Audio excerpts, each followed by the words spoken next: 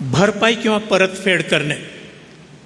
पूर्वीच्या जीवनक्रमामध्ये आपण पुष्कळांना इजा केलेली आहे. पुष्कळांजवळून एखाद्या वेळेस काही घेतलं असेल उधार ते वापस केलं नाही, त्याला रेस्टिट्यूशन म्हणतात थिओलॉजीमध्ये. म्हणजे आपण जे घेतलेलं आहे त्याची परतफेड करणं. निर्गम याचा 22वा अध्याय 1 ते 6 ही वचनं पहा तुम्ही.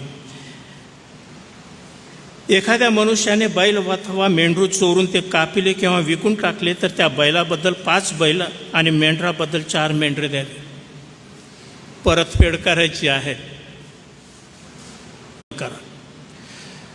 जोपर्यंत आपल्या शक्तीमध्ये ते आहे, जोपर्यंत आपली कुवत आहे, तोपर्यंत आपण परतफेड करण्यासाठी नेहमी तयार असलं पाहिजे. जाऊ द्या बा, त्याला आता 20 वर्ष झाले, 30 वर्ष झाले, मी विसरलो, तेही विसरले असतील, असं धरून चालणार नाही. देव विसरत नाही प्रियांनो. म्हणजे पश्चातापामध्ये आपले जे पूर्वीचे पातकं आहेत, मग ते तुम्ही किती जुने मागं असले घडलेले तुम्हाला जाणीव होत आहे, पवित्र आत्मा ते दाखवत आहे, तर त्याच्याबद्दल भरपाई किंवा परतफेड करणं आवश्यक आहे.